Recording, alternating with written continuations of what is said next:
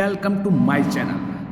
आज हम लोग पढ़ेंगे हाई स्कूल के विज्ञान का प्रकाश, परावर्तन तथा अपवर्तन। प्रकाश होता क्या है?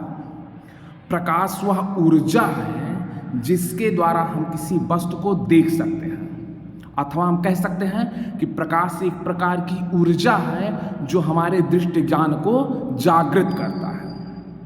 दोनों डिफिनीशन आप लिख सकते हैं। या लिखिए, प्रकाश वह ऊर्जा है जिसके द्वारा हम वस्तुओं को देख सकते हैं, या ये कह सकते हैं कि प्रकाश एक प्रकार की ऊर्जा है जो हमारे दृष्टि ज्ञान को जागृत करता है। दूसरा नंबर आता है कि प्रकाश के गुण क्या हैं। जो प्रकाश हम लोग पढ़ रहे हैं, ये प्रकाश के गुण क्या हैं। प्रकाश का पहला गुण जो होता है वो होता है प्रकाश सदैव सीधी रेखा में गमन करता है।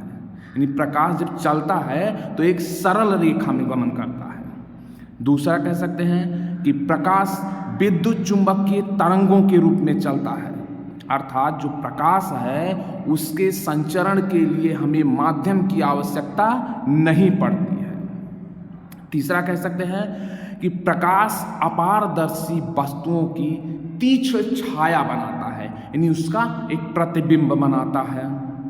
फिर आगे है कि निर्वात में प्रकाश की चाल 3 × 10⁸ मीटर प्रति सेकंड होती है। ठीक है, प्रकाश के हमने 4 गुण बताए कि प्रकाश सदैव सीधी रेखा में गमन करता है, प्रकाश विद्युत चुंबकीय तरंग है, प्रकाश अपारदर्शी वस्तुओं की तीक्ष्ण छाया बनाता है, और प्रकाश की चाल निर्वात में 3 × 10⁸ मीटर प्रति सेकंड होता है। प्रकाश का परावर्तन क्या है? जैसा कि हमने चैप्टर में भी बताया कि चैप्टर यह है प्रकाश का परावर्तन तथा अपवर्तन। प्रकाश का परावर्तन होता है कि अगर कोई उच्च कोटि पालिश किया हुआ पृष्ठ है तो अगर उस पर प्रकाश की किरण डाली जाए तो अधिकांश भाग उसका उसी माध्यम में वापस लौट जाता है। ये प्रकाश जब प्रकाश की किरण किसी चमकदार पालिशदार समतल पृष्ठ पे पड़ती है तो उसका अधिकांश भाग वापस लौट जाता है। इस घटना को प्रकाश का परावर्तन कहते हैं। परावर्तन के कितने नियम? परावर्तन के 2 नियम हैं। पहला कि आपतन कोण परावर्तन कोण के बराबर होता है। यानी ये जैसे देखिए, यहाँ ये समतल पृष्ठ है, ठीक, एक प्रकाश किरण ए आ रही है, इसे कहेंगे आपतित किरण। जिस बिंदु से टकरा रही है ये बिंदु इसका कहलाएगा आपतन बिंदु। आपतन बिंदु से टकरा करके उसी माध्यम में वापस चली गई, ये है परावर्तित किरण।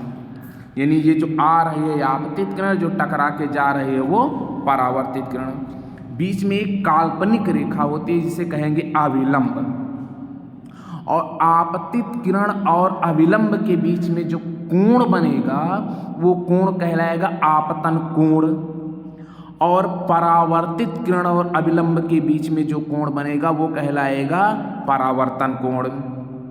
तो प्रकाश के परावर्तन का पहला नियम जो हम बता रहे हैं कि यहाँ का ये I और यहाँ का R, ये दोनों परस्पर बराबर होते हैं। दूसरा नियम, आपतित किरण दर्पण के आपतन बिंदु पर खींचा गया ये अभिलंब, और परावर्तित किरण सभी एक ही तल में होते हैं। ये जो एक ही तल में तीनों होते हैं।